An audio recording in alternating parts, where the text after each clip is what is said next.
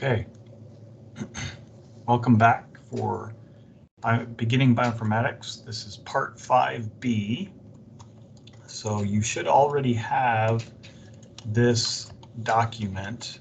We're just going to pick up where the last tutorial left off with the if-else in P13. And we'll jump right into P14, which is our first exposure to loops. So if you want to repeat an action or a chunk of code several times, one of the ways you can do that is with a while loop. The while loop is going to run for as long as a given condition is true, so we'll be obviously using one of those comparison operators in the condition. And if the condition is true, it'll run some code and then go back and test the condition until that condition becomes false, and then it will exit the loop. So an important thing to note, already putting in red here, within this chunk of code that gets run when the condition is true, there has to be something that modifies this condition. Otherwise, if this is true once and nothing gets modified for this test, that's how you end up with an infinite loop, and it will never exit. You'll have to use some of your Unix skills to kill the program. Okay, so 14.1, let's create a while loop that runs 3 times. So let's go ahead and get Anaconda running, launch Spider out of the way.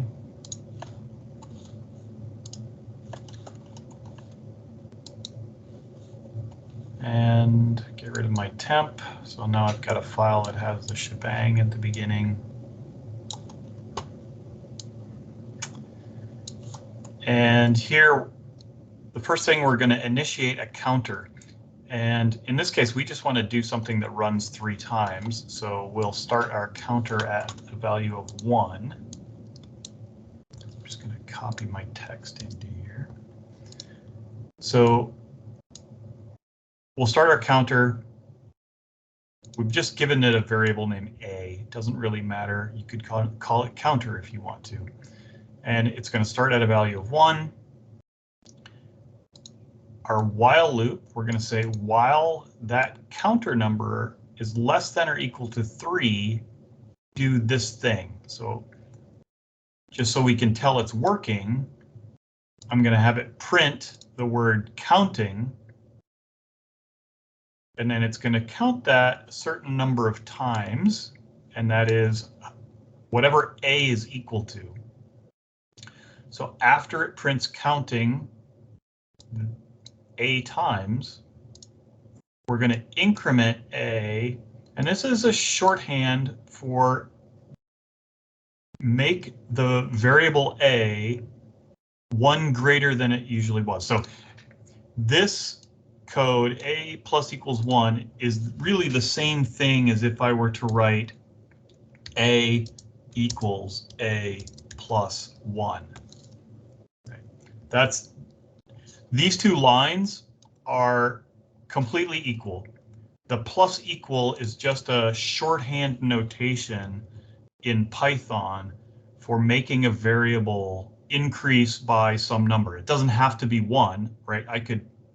It could be A equals A plus anything, but that plus equal is another way of just saving you some typing. Okay, so what's going to happen here? It's going to test the first time. It'll say 1 is less than or equal to 3. Okay, that'll be true.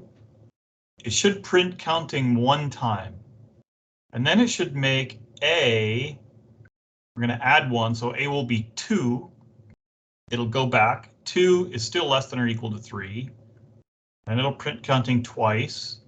Then A will become 3. 3 less than or equal to 3, yes.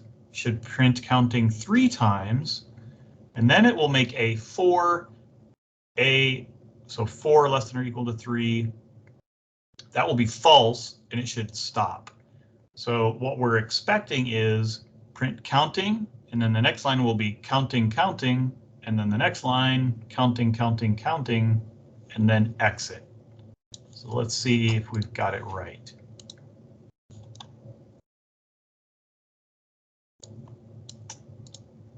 So yes, in fact, that is what happened.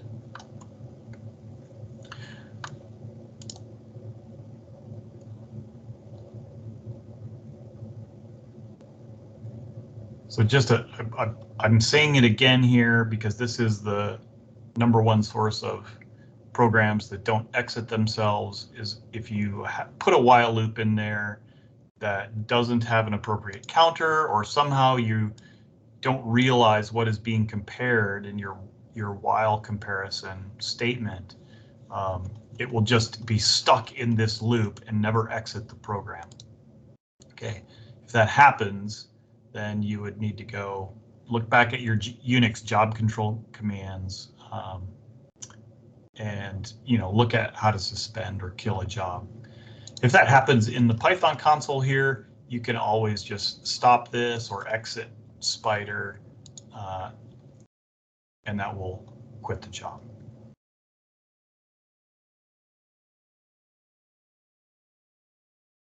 So that's one kind of loop.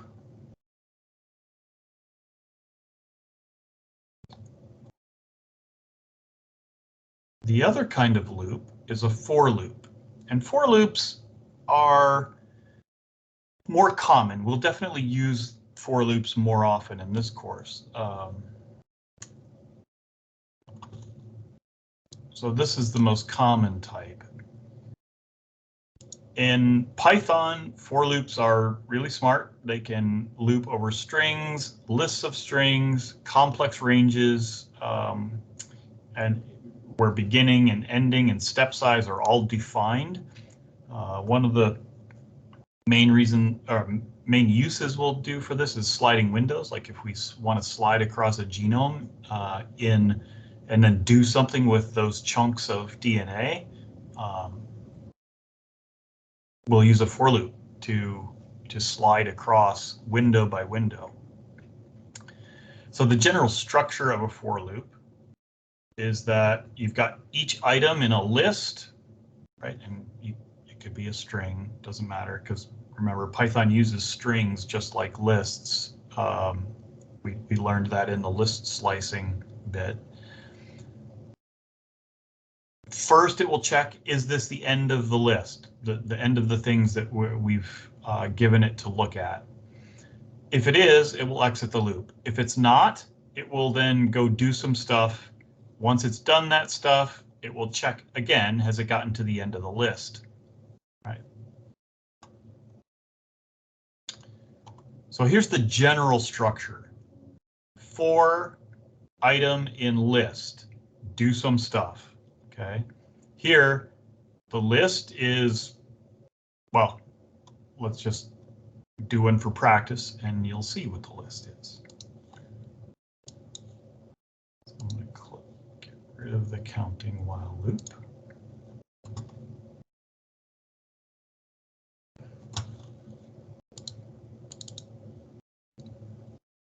So let's first create this list. And it just has 3 names: Alice, Bob, Charlie.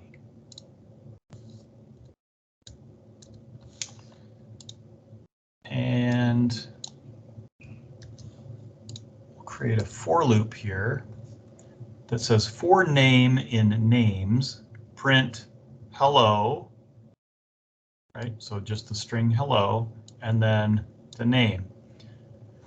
Now, remember our general structure is for item in list. So here, for name in names, we are giving Python a variable to call each item in the list names. I think naming, so using something meaningful here is helpful, in like the list is plural, there are multiple names. Each time it's getting a singular name. Later when we do DNA, like it might be for base pair in DNA. Let me just run this and you'll see what happens here. So hello Alice, hello Bob, hello Charlie is our output. And I just want to show you it makes no difference what that thing is called. It's just a variable to hold the individual item in the list. So save. I'm just going to call this for loop. And play. Whoops. Oh, so it doesn't matter. So I said for item in names, but then I said print hello name. Well, I changed the name of the variable, so I need that to be item. Right. OK, so there it works. This can be any thing, just demonstrating what's going on there. OK. So that's it. For loops are pretty easy. The trick is going to be making it loop over exactly what you want it to. So P16, we're going to try for loops with a range. So this is going to sort of like while loops where we wanted it to go 3 times. Here we're going to specify a range of times that it should go to the loop, right? So remember, it's always checking if it's at the end of the list. So if we give it a list a certain number of times, it'll just keep checking, have I done it that many times?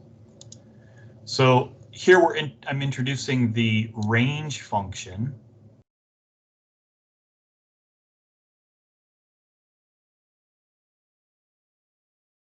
And this is going to create a list of numbers or a sequence of numbers that takes from 1 to 3 arguments. So you can specify like this, range and a stop value. This will go from 0 to whatever that stop value is in steps of 1. You can give it range, a start value, comma stop value. That'll generate the sequence from the start to the stop with the step size 1. Or you can do range, start, stop, and step size, right? This is very similar to what we looked at with list slicing in brackets, because that was list notation. Here, this function range is using parentheses to sort of specify the same kind of information. Okay, so here we're going to start another program called for range.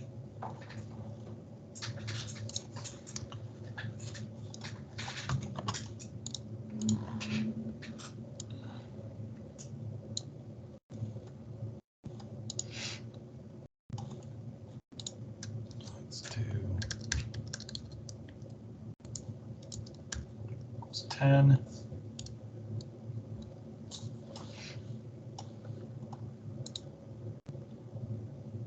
And for number and range iterations.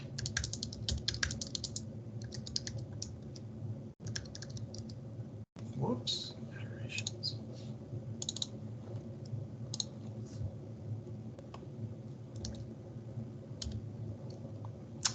Print number. Okay. Just like in our previous example, this is any variable name. It's just going to be something to be a placeholder for this sequence of numbers that the range function is generating. So I'm only giving range one value, that is the value 10. So what is this going to print? The expectation here is that it's going to print 0 through what? Well, is it going to be 10 or is it going to be 9? Because remember how our list slicing was not inclusive? Let's see if this is inclusive. Oh, no, it did not print 10. So again, whatever that number that you put as the stop position, just like list slicing, It is not inclusive. Okay. So, and that's, you know, you get a little clue as to what the computer is seeing here. It did run it 10 times, right? So the number of iterations is 10. But if you wanted it to stop on the number 10, it doesn't include that number. Okay. So something to be careful of. This is the number one reason. So I have here in the tutorial down here in red, big warning sign. Failing to properly specify the range of a for loop is the number one cause that programs appear to run properly, so they complete without errors, but they still produce the wrong output. It's almost always because of this issue where you needed it to run the loop one more time and it didn't do it. Okay.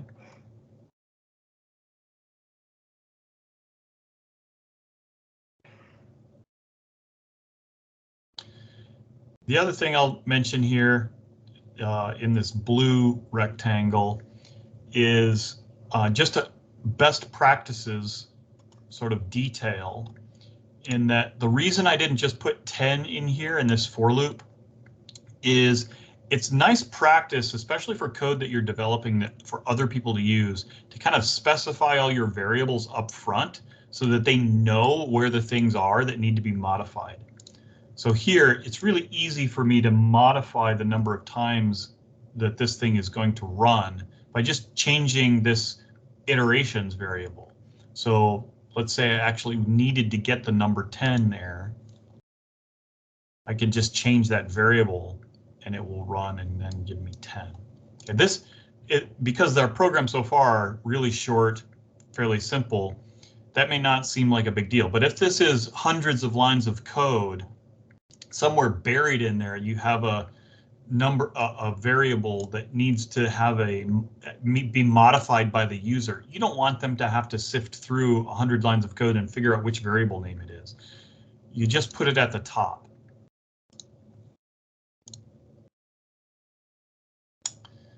Okay, so let's go to Rosalind now and look at problem number 3.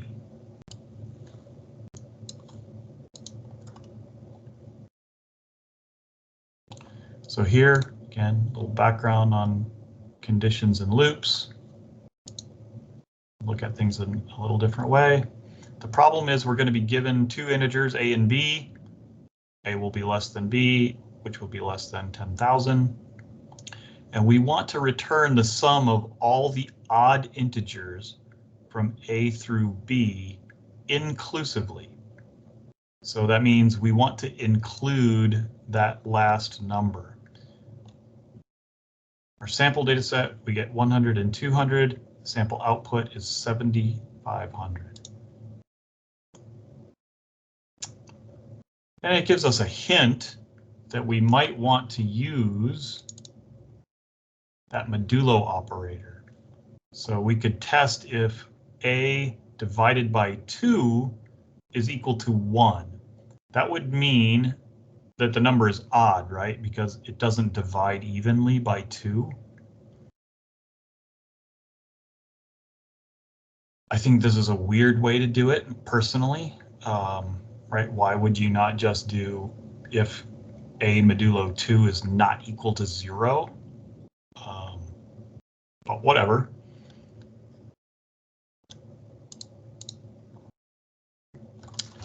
So go ahead, pause right here, and you should try to solve this on your own. I'm going to work through it. So when you come back, the best way to learn this is to try to do it yourself, go through that struggle. Hopefully it works. That's the best way to learn. And you might come up with a slightly different solution than I do. And that's all good. Okay, learn multiple ways to solve a problem. All right, so let's go ahead and try to work through this. So the first thing we know is we're going to get two variables, a, which is equal to 100, and b, which is equal to, I think, 200. Double check. Yes, so 100 and 200 is our sample data.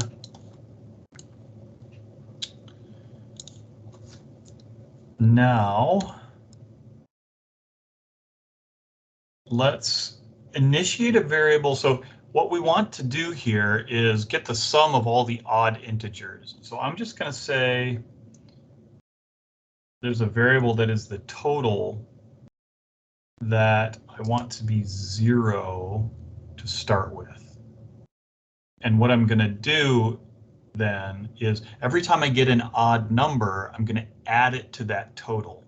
So that will keep track of the total. And then obviously we're in a for loop part of the tutorial. So this is going to be some for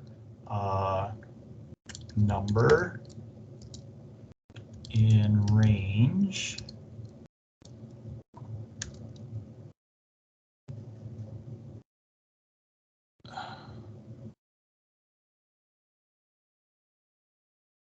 Let's say this is going to go from A to B. And remember, we want it to be inclusive. So B plus 1 should work.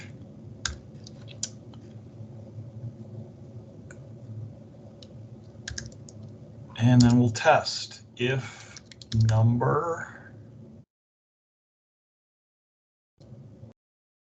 I'm going to use my way. I'm going to say if it's not equal to, oh wait, if number modulo, sorry. If it number divided by 2, that remainder is not equal to 0.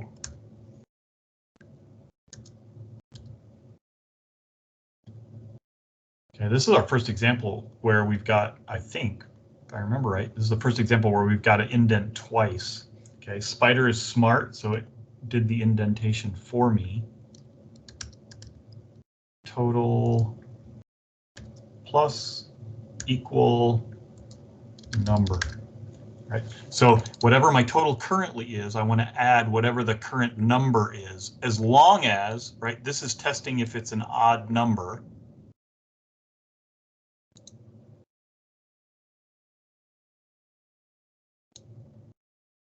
And then add that number to the total. Okay, so that should be the end. So now backspace and print total. And then we'll run it and see if that worked. All right, so ran it, gave me 7,500. So that should work. Let's go ahead and download data. So Rosalind ini4. This is what it gives me.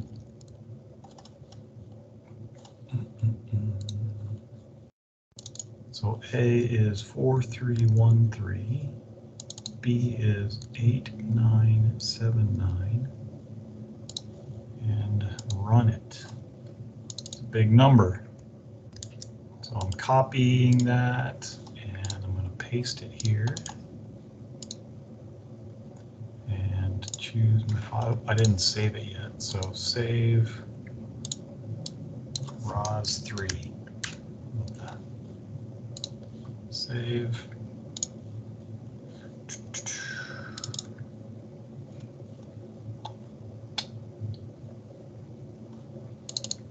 There it is. And submit. And yay, it worked. Okay, so I've completed Rosalind number 3.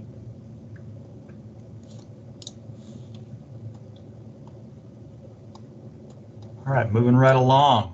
P17.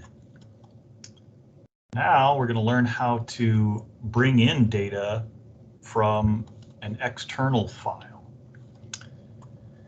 The way we do that is with this command. The command open is really what opens a file, but we're going to combine it with because that way we are sure to close the file when we're done with it. That way it doesn't sort of eat up RAM memory on your machine. So to open a file for reading, writing, or appending, we use the open function, and we're using it with a with statement, and then we assign it as, and then this is the file handle, which is a name we will give to whatever we want to, whenever we want to reference the file contents. Okay. Already talked about this, why we're combining it with.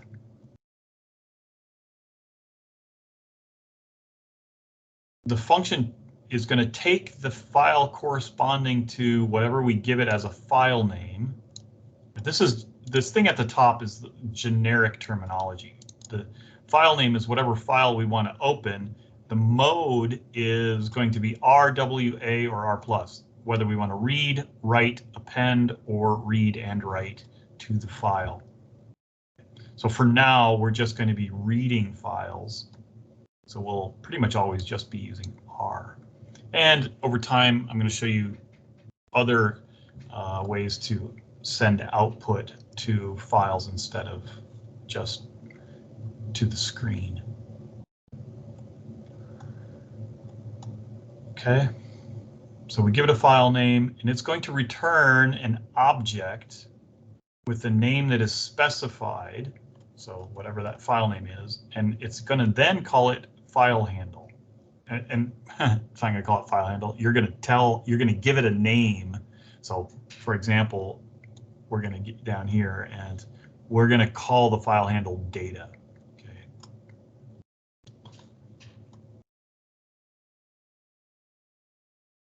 So file handle can be anything.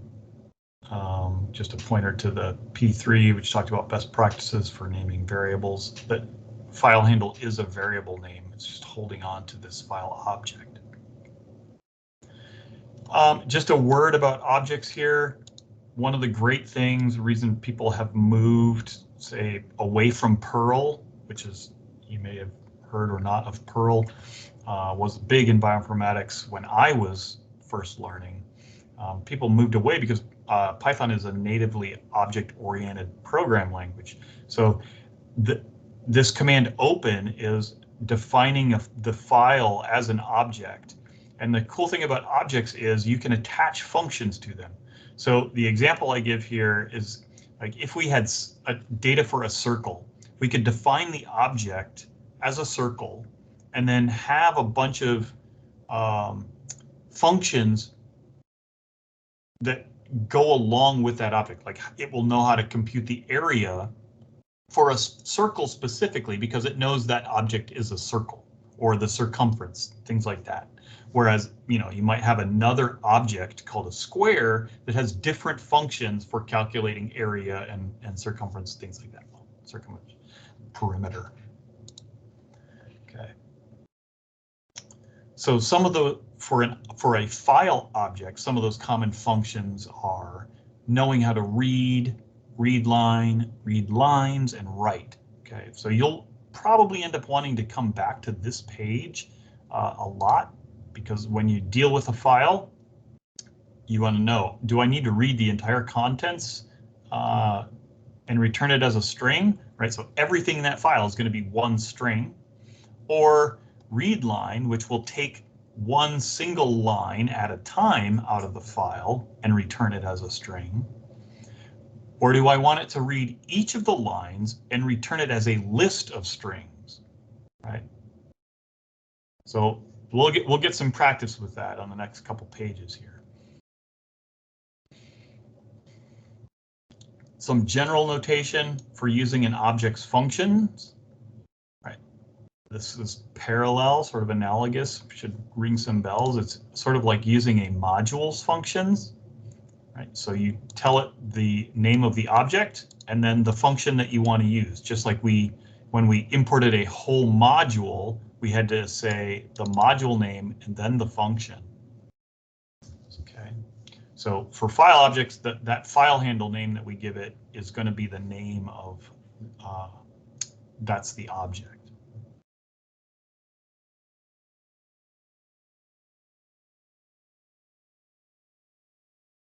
Okay, so just noting that bit about importing modules. All right, so 17.1 is to use the read function to print the practice data set from Rosalind 4. So first step here is we're going to have to go to Rosalind. And let's jump over to problem number 4, working with files. And here's our sample data set. And I'm going to copy this and put it into a text file.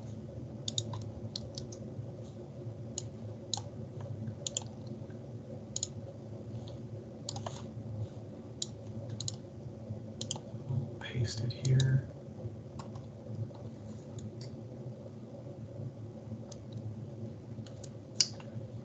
And then I'm going to save this.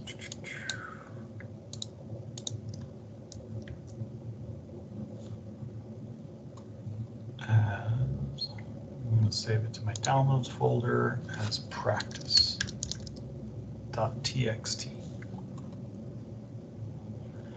And if you're on a Windows machine, so I don't remember if I've mentioned this before. The text editor that I like to use on Mac is called BBEdit. So I don't know if you can see, there's the name right there, BBEdit. It doesn't really matter what text editor you use. BBEdit's nice because it does recognize, I can do coding here, and it will recognize syntax, things like that. But if you're on Windows, I don't have a good recommendation for you. The reason I'm reminded of this is just that, like BBEdit, when I'm saving, tells me what kind of line endings I have, and it's important. Been over it a few times. Make sure we've got Unix line endings. Okay, so practice data set. There it is.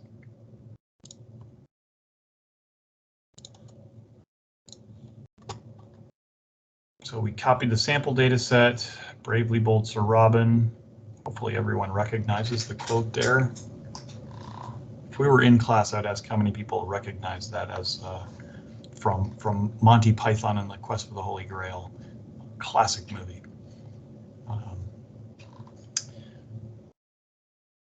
So we've got that now in a file called practice text in our downloads folder. Next, we're going to create a new program called Open Practice, and I've given you some code to do that.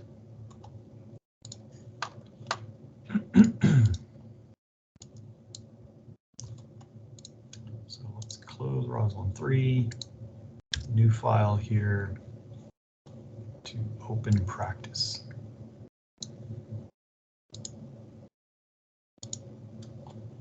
So this first line with open, and then I've specified the path to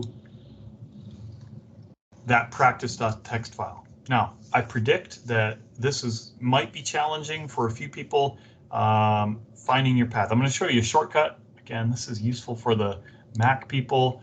I think it might work in WSL, so Windows Subsystem for Linux. But if you're used to the Finder window, okay, so here, go to Finder, go to Desktop. No, it's in my Downloads folder. So if I drag this over into a terminal window, that's not what it was supposed to do. Here, that's because I dragged it out of the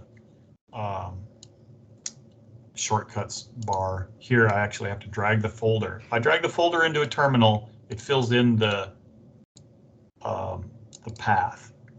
Another way to find the path, if you're not sure, is to navigate in Spider. And so here, right, the file is not there. So I can click here, and then it will bring up a window that is just like Finder. So I think it works the same way on Windows, but I can go to Downloads and Open, and now I have the path in Spider. Okay, so just trying to show you different ways that, and you should be able to find practice here.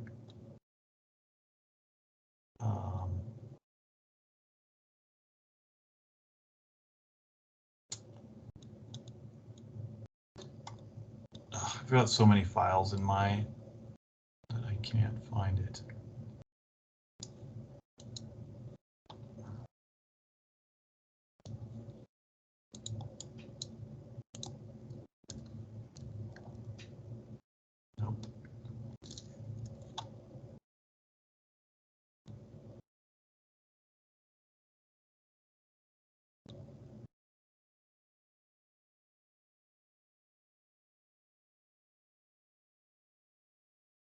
There it is. So it's there. I'm curious. I don't remember. I wonder if it works to. Okay, so it opens it if you pull it into the text editor. Okay, so all that was just to say this path has to be correct or else this is going to fail. So it's got to be pointing exactly to the file that you just created. So that's telling it the file name, and then it's telling it which mode to open in. So remember in the instructions up here, what mode. Get the file name. Now the mode is read mode. And then we need as file handle. So in this case, we're giving it the file handle data. So that's what we're going to have to refer to our object as, this file object. So then next we say print, and the way we use it is data.read. So let's play that. And what you can see, right, what does read do? It reads the whole file in as a single string. So this was printed as a single string. Now, why is it on multiple lines? It's because it reads the new line characters just like items in the string and then starts that new line.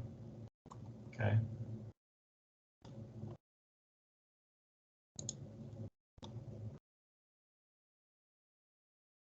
So that's the first part, 17.1.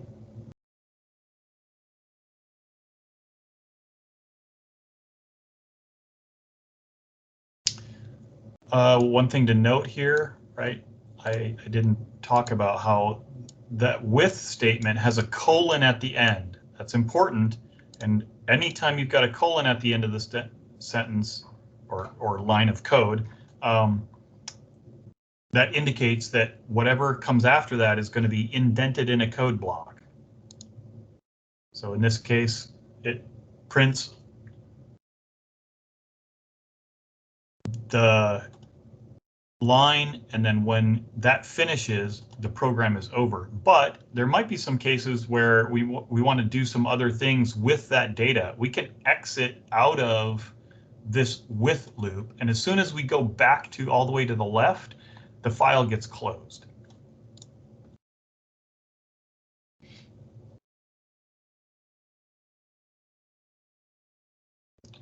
So 17.2 is to explore file object functions to read and print that data. So just adding 2 lines to use readline and readlines just to see what happens. So here, so it says if we do all 3 types of commands, what does each line output? And then use the comment, the hashtag to turn commands on and off to see how they work. So let's play with that a little bit.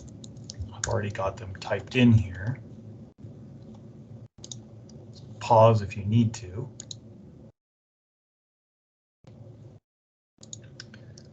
Okay, so what happened? I have all 3 of those things there. It printed the whole thing.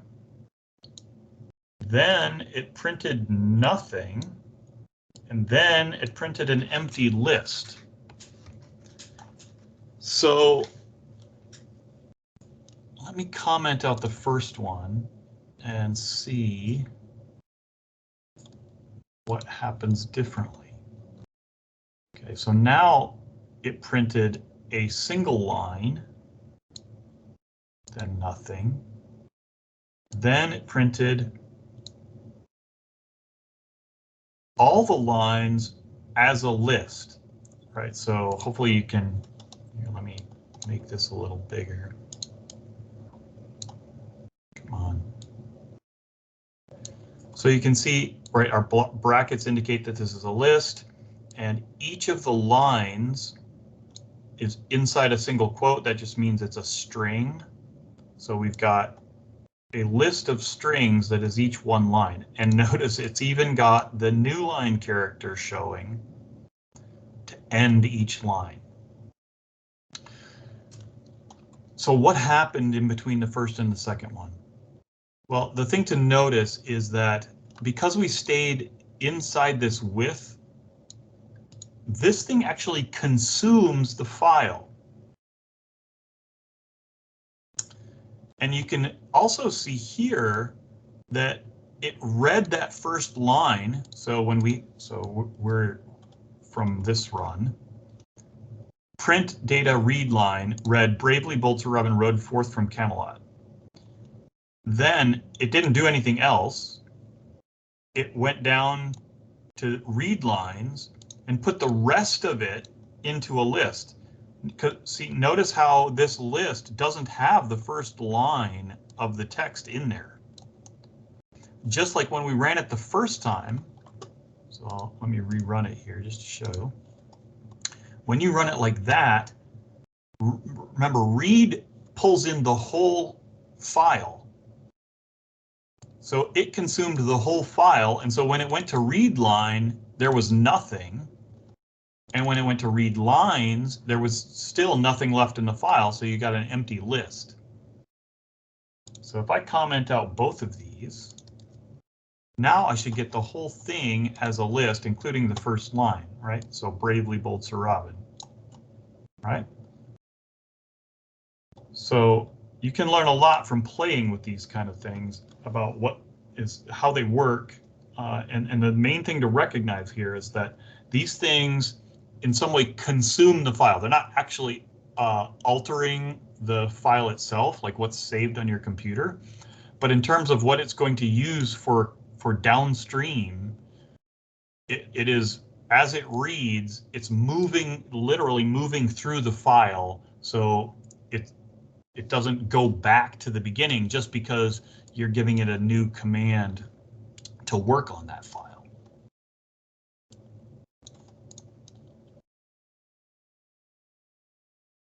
Okay, so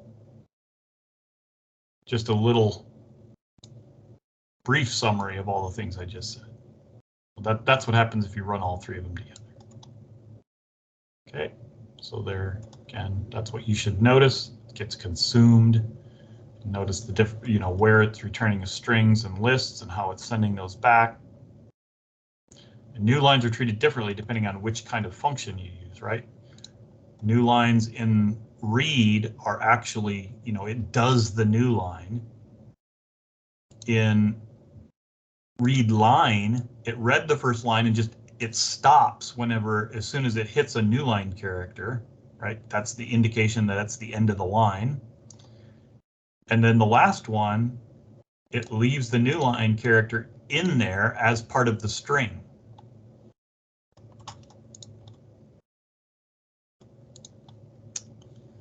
Okay, so now that we kind of know how to pull in contents of a file, let's think about ways that we can manipulate that data. Okay, so in those examples, we were printing a file object as we read it, but what if we want to do something with the contents of the file? We need to be able to store it by assigning it to a variable.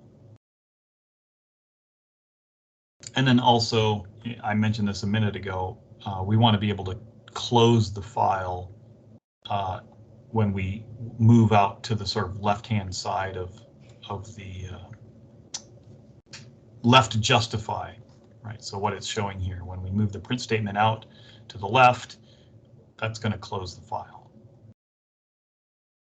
We don't actually have to tell it explicitly to close the file.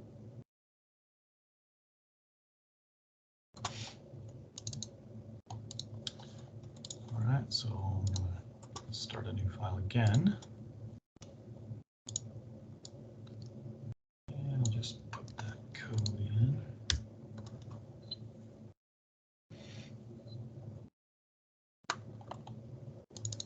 Actually, I shouldn't have deleted the whole thing. It's okay. We're going to use the same practice data. So that I just had to put that with open statement back in. because we still want to open the practice data and work on that. So as data, so here we're going to get it as a list of lines.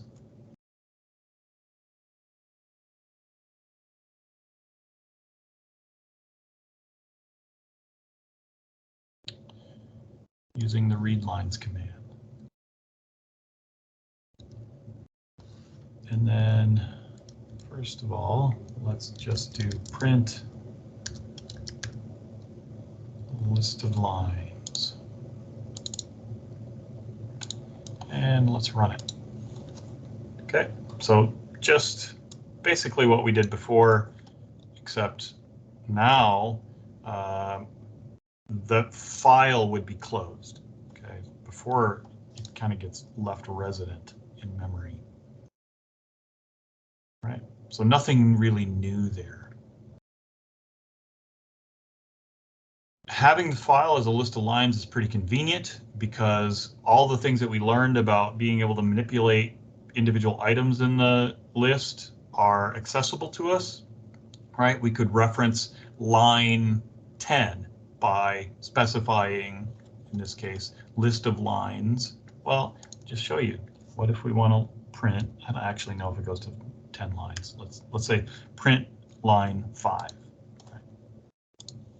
So there, just printed line 5. Pretty cool, huh? We can pull stuff out of the middle of the list. And you could append or insert any of that kind of stuff that we did with a list. So handy to have the contents of our file contained in a list. But what if we wanted to print that right in this format, sort of go back to its original format? How could we do that? Well, one of the ways is the join command. So we can print and then use join to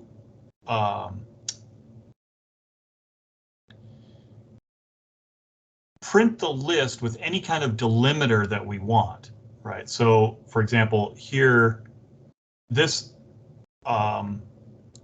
example I'm giving here would print with a delimiter as an underscore, okay? Anything that you put between those two quotation marks that you're using with the join will be inserted as a delimiter at the start of each new item in the list. You can also put nothing between the quotes and it'll return the string with no new characters inserted. Another nice thing, and this is a sort of prelude to the Rosalind problem, is that you can use join to, with list slicing notation, to only print a subset of your list. So just like I said, you could, I was alluding to just print number 5. Well, you could just print a range. Remember, from list slicing, works just the same.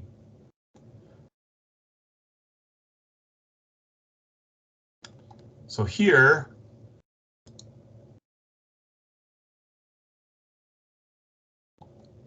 I'm saying, let's read it in, and then after the file's closed, use join function to print the contents so it looks like the original output. Right, so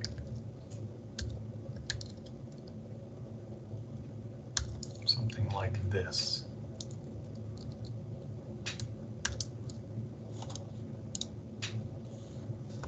Right.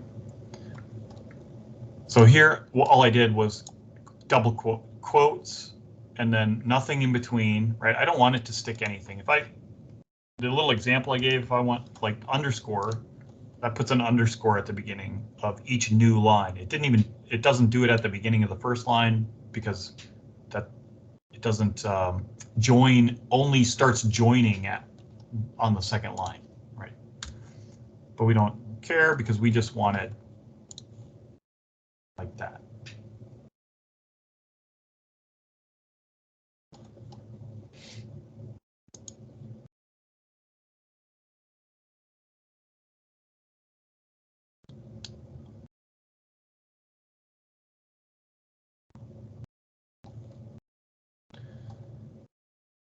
Okay, so number 19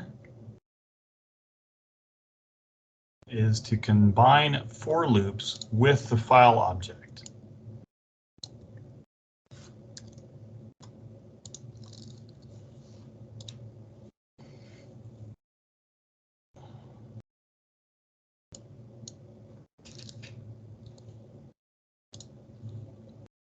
Don't need to save that.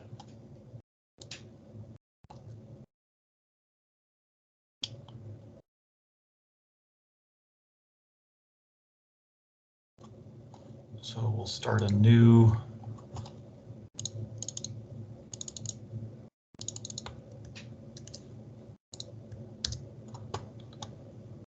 file.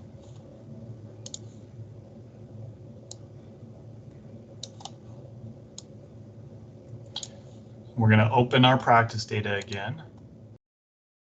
It says call it file looping.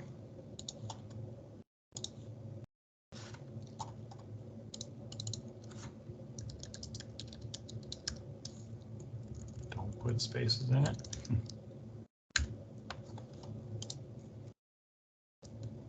And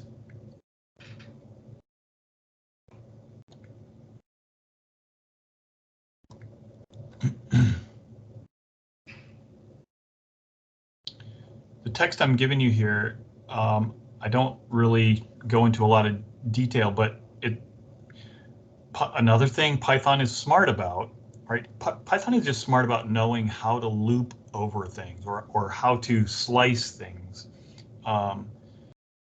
So we open this as data, and then we just say for line, and this is the same structure as all the for loops, for item in whatever your list is. So in this case, we're just going to go over the items in data. Now, data is a file object, right? So it's not actually a list yet. We didn't do read lines on it or anything. So it's just, again, Python is smart in that it will take each line, and it doesn't matter what I name that. So here, let me just we'll put this in.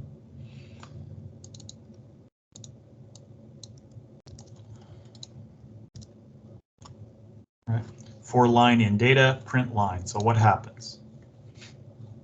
Well, kind of interesting in that it gives an extra new line when you do it this way.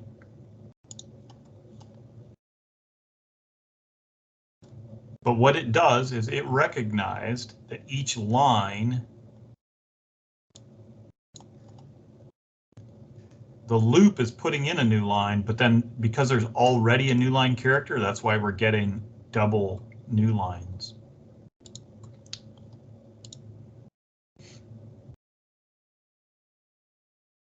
So what this is doing in this example, line 8 is reading a line from the data, and it's saving it to the variable line, and then we're printing that variable line. And I was going to say, right, you can call that item. There's nothing magical about the word line. It's just a variable name to hold on to it. See, did exactly the same thing. And just to show you, right, let's say I move this all the way out to the end. What do you think is going to happen? Whoops. Now, this is going to kind of happen invisibly. It's still going to go through one line at a time and hold on to line, but we're not telling that to do anything. So at the end, whatever the last line in the file is going to get printed. Oh, it doesn't work because it needs to have something in there.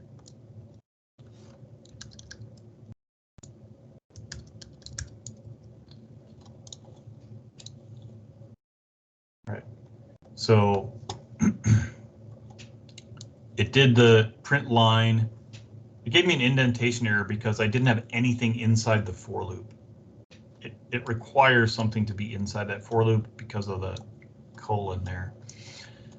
But what I wanted to show you is that if I move that outside, it's still holding on to only the last value that it got in that loop. Okay, so Python command automatically adds a new line. We talked about that. How could we print one line at a time, but get rid of the extra new lines? Well, there's a new command that I haven't told you about, rstrip.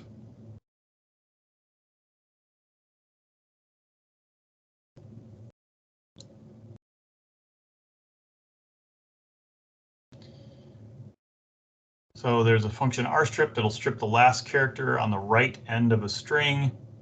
And if there are multiple of the same characters, it's going to remove all of them. So sometimes that's good, but it's something to be aware of, right? If there are multiple line endings, like the nice thing, the reason it works like that is if you've got multiple spaces or tabs or something on the end, and you want to get rid of all of it, that is what you would want to do.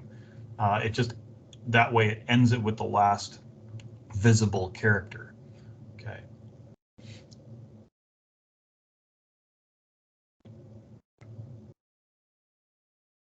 The other way, I actually haven't tried that one in a while, is to do print string and then end equals a double quote, right? So basically nothing.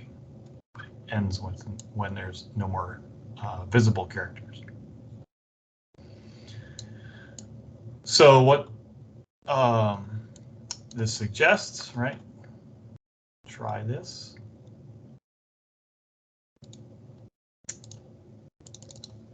Get rid of that print line dot rstrip.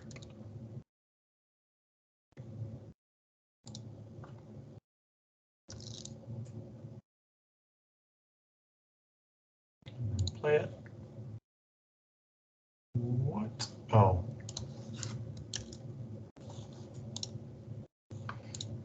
Forgot the rstrip is a function, and we just needed to use its default behavior. So we do open close parentheses. I think I had that in the wrong place initially. It makes a lot more sense that I think I had the wrong thing covered up, that I gave you this hint and then told you how to do it. In any case, I must have moved that earlier. Forgot to put my clever reveal, messed me all up. Okay, so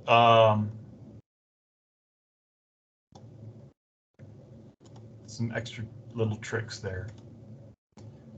All right, let's move to finish this up. We'll work on Rosalind problem 4, which is to print only certain lines from a file. So we've been working on the practice data set for number 4, and the object of this one is to print all the even numbered lines from the original file. So assume 1-based numbering of the lines. So that means that line 1 is line 1. So if you compare the sample data set, and they're saying they want only the even numbered lines, that means this is line 2, right? So that's what they mean by assume the 1-based numbering instead of 0-based numbering. Because if that was 0, right, we would have line 2 as that, but clearly the sample output wants this. So we've got most of what we need here.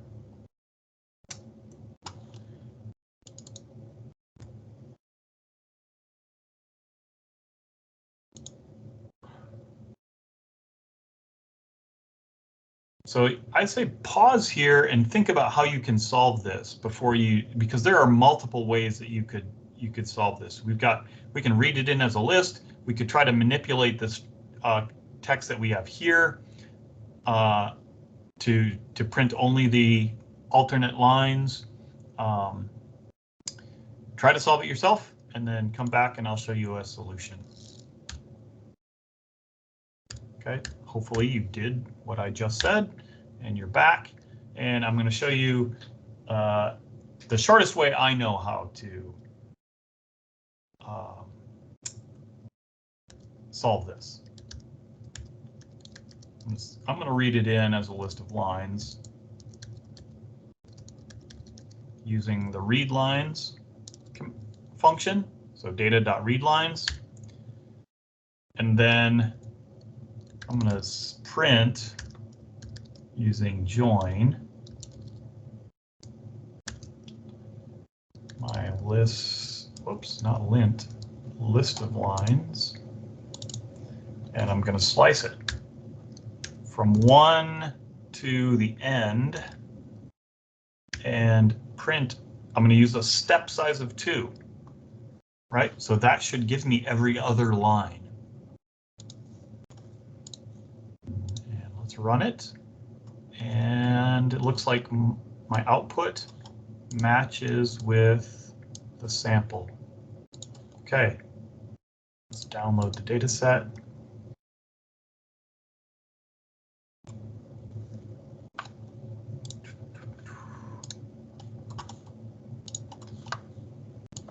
Oh boy. So now we're getting to data that is long enough that you wouldn't necessarily want to. Okay, so 'twas bright, shiny. So it looks like the first line ought to be some things in life are bad. They can really make you mad. All right. So we should be able to run this on, what's the file name? That's the thing we need to change.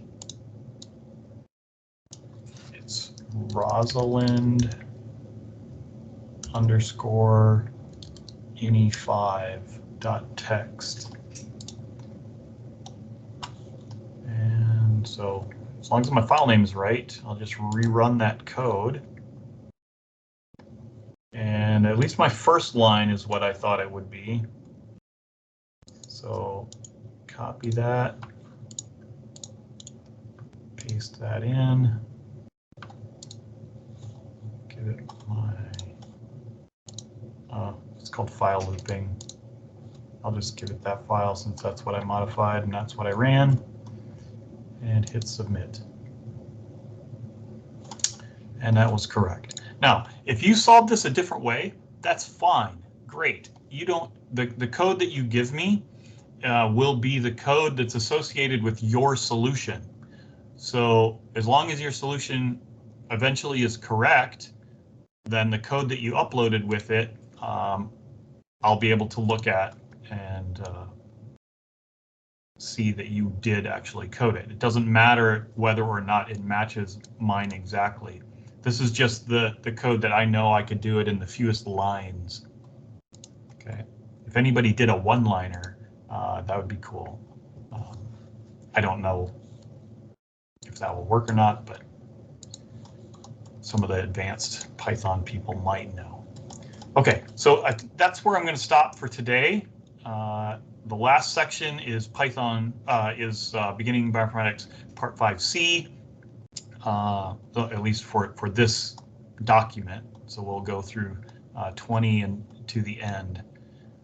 Okay, so I look forward to picking up with splitting lines in P20 for 5C.